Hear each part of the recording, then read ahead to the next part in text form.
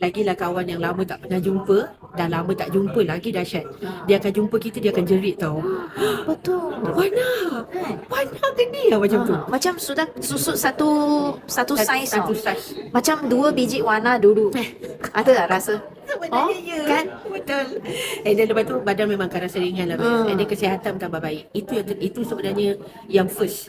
Kesihatan. Rasa macam kakak lagi semakin happy. Betul. Ceria. Dulu tak Ceria. macam ni kan? Masa tu jumpa Kak Wana gulit gelap lagi, Betul. bulat-bulat Besar. lagi. Insulin tak ada dah. Insulin kalau setakat minum macam ni tak payah dah. Tak payah dah. Oh, dulu insulin sehari dahsyat, berapa? best. 2 kali. Satu hari 4 4 kali kali. insulin. Doktor yang suruh berhenti. Doktor bukan suruh berhenti lah untuk main insulin, reduce. Banyak sangat Bel. Tapi kan yang bestnya I dah stop main ubat darah tinggi, I dah stop ubat kolesterol. Wah. Itu pun best. Dalam berapa lama kakak amalkan? 3 bulan. 3 bulan 3 sudah bulan. stop. Tahun lepas Kak Wana join, Kak Wana mula consume on Jun. So bulan 6, 7, bulan 8, dalam akhir bulan 8 macam tu memang I dah stop main ubat darah tinggi, I dah stop ubat kolesterol. Doktor yang suruh stop. I minta doktor. Oh, doktor kata okey. Yes. Wah. Doktor kata you can try to stop, but your insulin tak boleh stop terus, just reduce lah.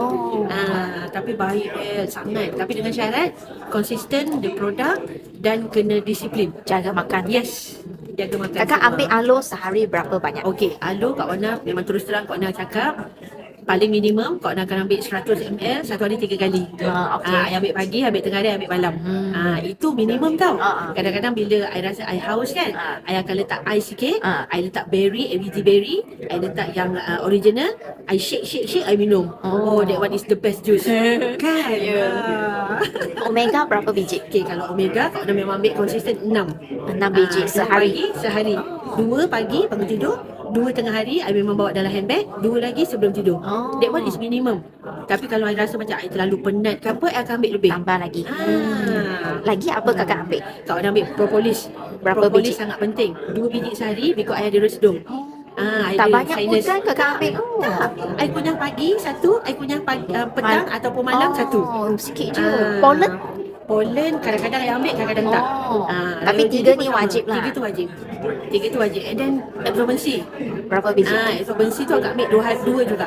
Pagi satu, petang atau malam satu. Lagi? Lagi akak memang wajib madu.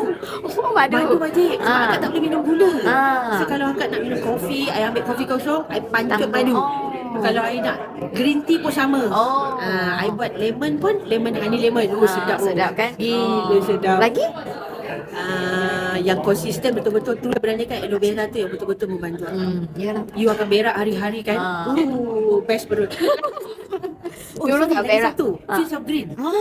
Wajib. Fizz of Green wajib 2 juga. 2 biji sehari je. Ya betul. Pagi satu, petang atau malam satu. Jalan je. Wah. Sikit je kan, tak banyak pun. Benar. Bagus lah.